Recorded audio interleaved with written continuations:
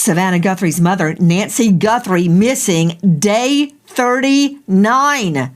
With this many agents on the ground, all the personnel, all the technology, how is it possible? Tonight, we take a close look at exactly what the FBI is looking at. The tattoo on the porch guy's wrist. What can we learn? Believe me, a lot. This as the Pima County Sheriff issues an urgent plea for everyone in the surrounding area to hand in video. Will it make a difference? Well, when you don't know a horse, look at the track record. The answer is yes. Also, at this hour, the FBI Behavioral Analyst Unit carefully reviewing not just the porch guy video, but the alleged ransom note. Why? Good evening. I'm Nancy Grace. This is Crime Stories. I want to thank you for being with us.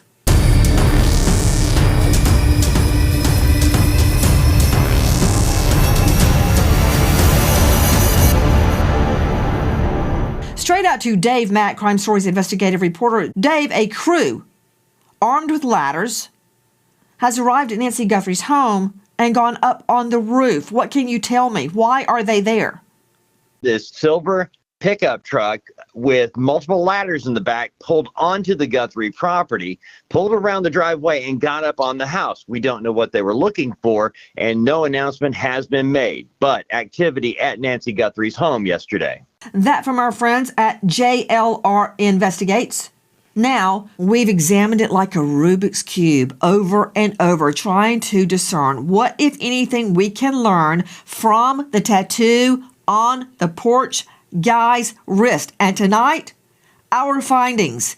Joining us, an all-star panel, but straight out to special guest Darren, TheDude, Rosa, tattoo artist joining us from Rising Dragon Tattoos in New York City, 30 plus years in the tattoo business.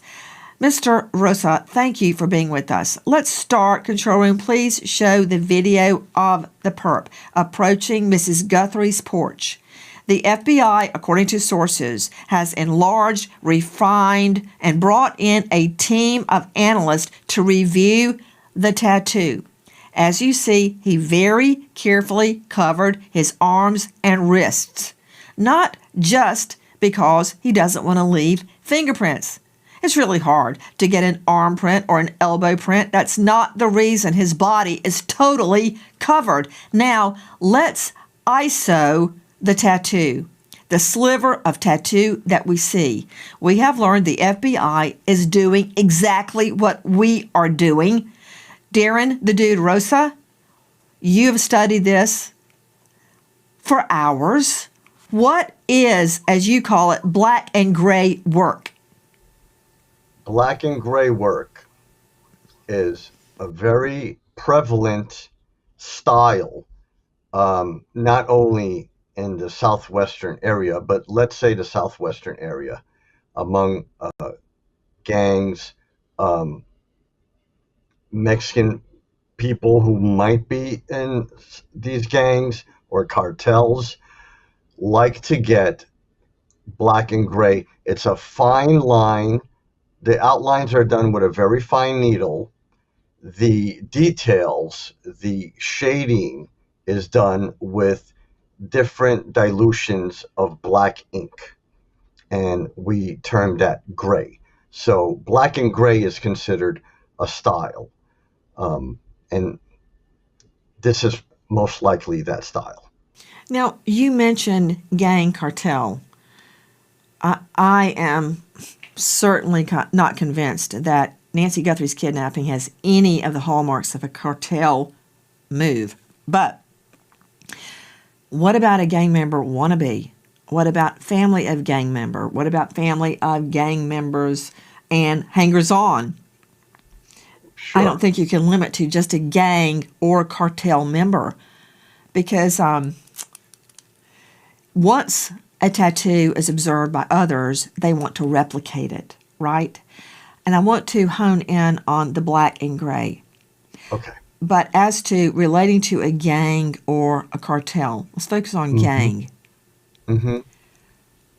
Why do you believe the black and gray is from the Southwest or from a certain region of the country, and what region exactly would that be, Mr. Rosa? Okay. Well, first of all, let's deal with just the practicality of black and gray. Um, if we're talking about a tattoo that was done in a penitentiary, um, they these inmates don't have access to color ink, but most likely they don't even want. This is a style that's been embellishing gangs for years, and they've honed this style, this very subtle gradations of ink to a fine art, and this is even considered hallmarks of people who have moved up in the echelons of a gang. So, Why do you say that? well, these people are going to be doing a lot of time. They're not giving up. They're not becoming informants. They're going to be spending 5 years, 10 years behind bars. They have a lot of time to kill. Guys, with us is Darren the Dude Rosa, joining us from Rising Dragon Tattoos in New York City. 30 years plus of experience in the tattoo art.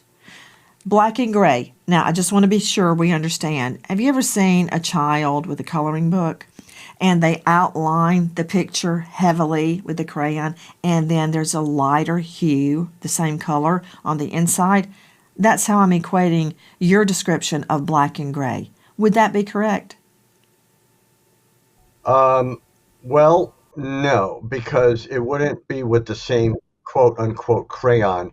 Um, the dilutions, is what I called it, are using, let's say it was penitentiary. So the dilutions would be created using different concentrations of black ink diluted with water, but most likely a little bit of alcohol because, for germs.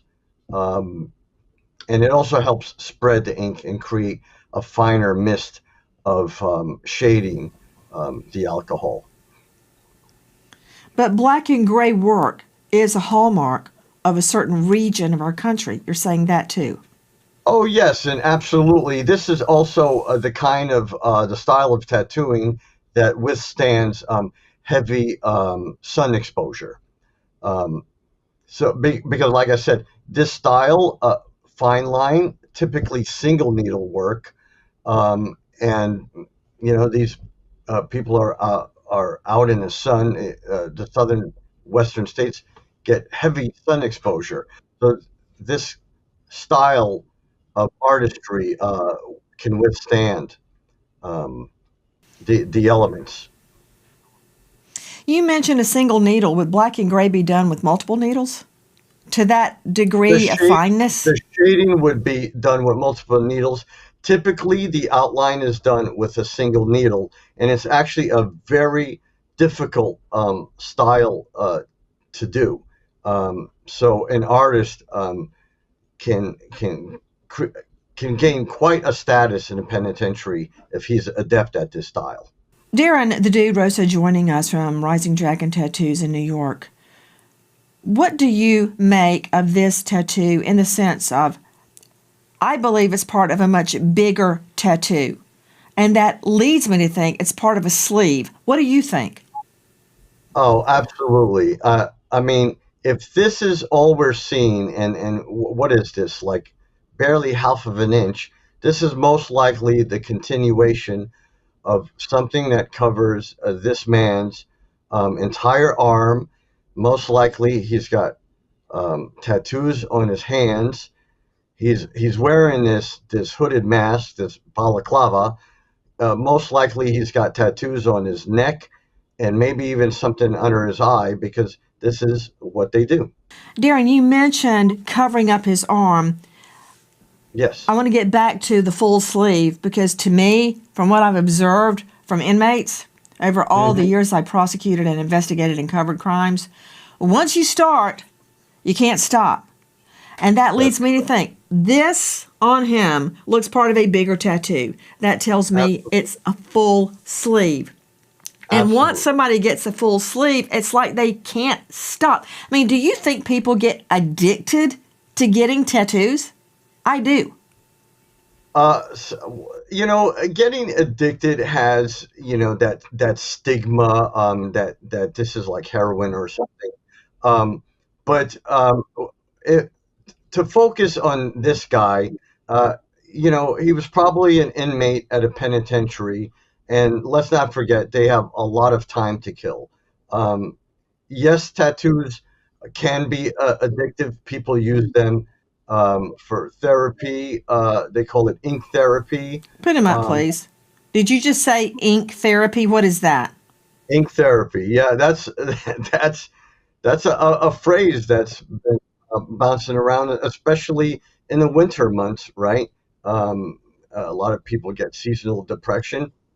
People come in for a little ink therapy, or they're going through some stress in their life, maybe a divorce or something. Maybe they lost a loved one, a parent. They come in for some ink therapy. Never heard that. You just taught me something new. So, Darren, if we believe that he has the wrist tattoo, which is part of a sleeve, why Yeah, stop there? Ergo, it follows that he would have a neck tattoo and even more. Do you agree with that? That's who we're looking for. That's why I care I, about I, this guy's I tattoo. I agree 100%. I mean, 82 degrees, and he's wearing his hooded mask. He's got tattoos on his neck, most likely, on the edges of his face. This is the kind of southwestern state gangs. They love getting heavily covered in black and gray style tattoos. So, in your experience, to nail this point down, 30 plus years, Darren the Dude Rosa. Once you start with the wrist is part of a bigger tattoo, which would be the sleeve. That's why they call it a sleeve. It's like a Right, sleeve of your shirt or jacket. right. It's like a shirt. The hand is covered, could indicate part of the hand. If you look at the picture again, control room, you don't see it ending as it goes down into the glove. Does that No, signify a hand tattoo? In your experience, does that suggest to you that he would have another sleeve on the other arm and possibly the neck? absolutely. That's a simple yes, no. Absolutely. Yes. Okay, let's move from that. So we're looking for a guy from this region, exposed to the sun, potential gang connections, with a full sleeve and hand, possibly two sleeves and neck. Now, is it your experience that people that get tattoos first get their dominant hand tattooed or their other hand, non-dominant? Which one do they typically tattoo first? Right.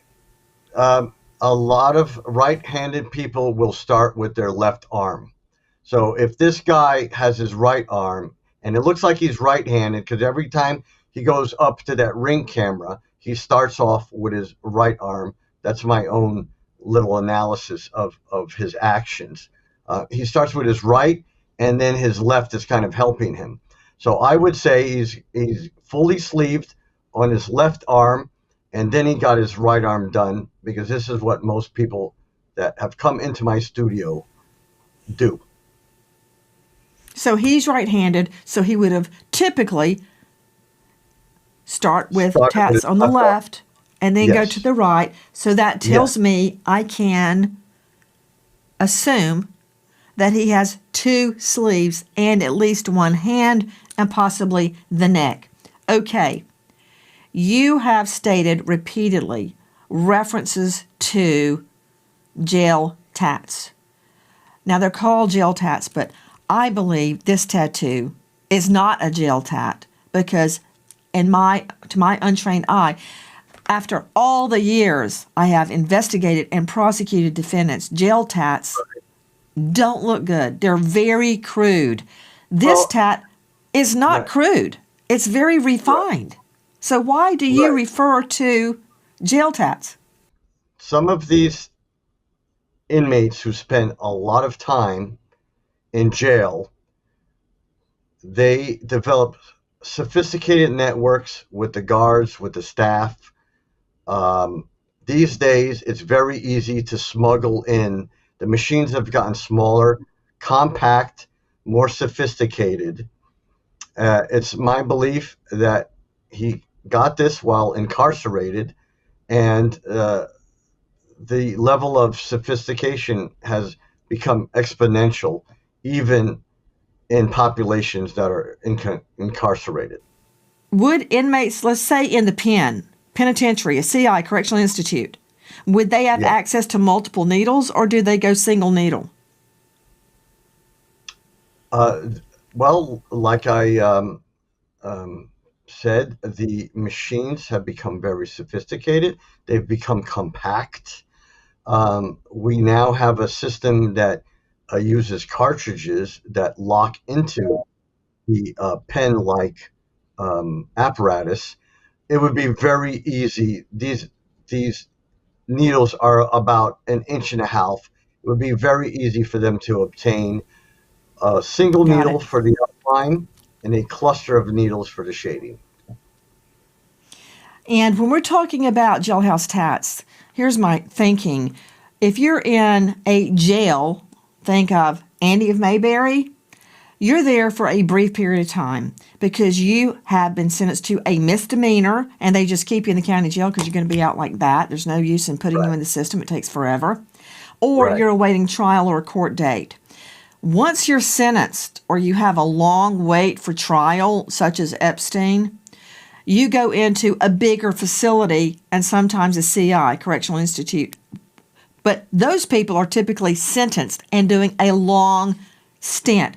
Why do I care? Because if this guy was in a CI to get that tattoo, that means he's got a record. So now I've got a guy from the Southwest region that spends a lot of time in the sun that got black and gray work, likely has 2 full sleeves and more, and has done jail time.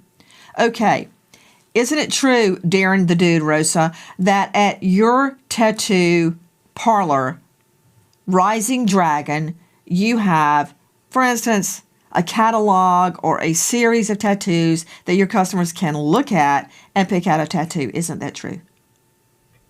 We do, but I would dare say that these people are not flip catalogs.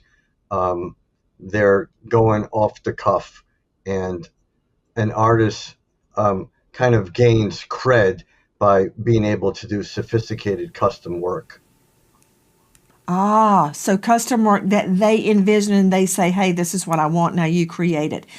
This is Would what I you want. agree that once you start with tats, very often you stick with the same tattoo artist, and with tattoos of this magnitude, you would Absolutely, remember doing it? absolutely, absolutely. Have you ever been approached by law enforcement to identify a tattoo?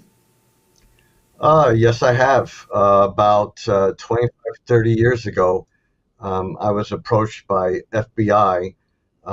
They were trying to identify some of the victims, which happened to be um, prostitutes, or we could say sex workers. This specific killer, serial killer, um, the police had pulled over him in his pickup truck. They found a decapitated body, which led them to more bodies in the Far Rockaway, Brooklyn area.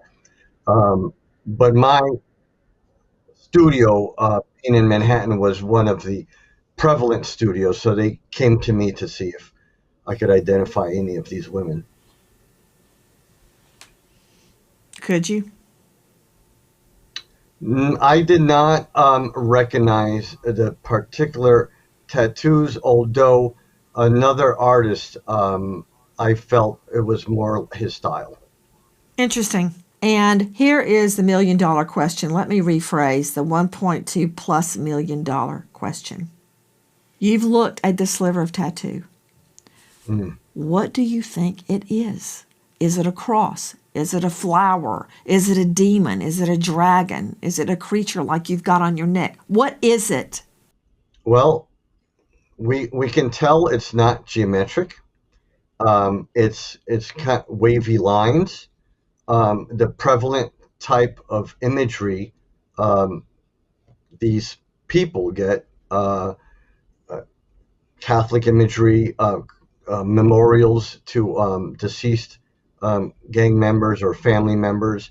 Um, Most likely, it's saints, clouds, roses. These kind of images that memorialize uh, family members or gang members who become like family members to these people.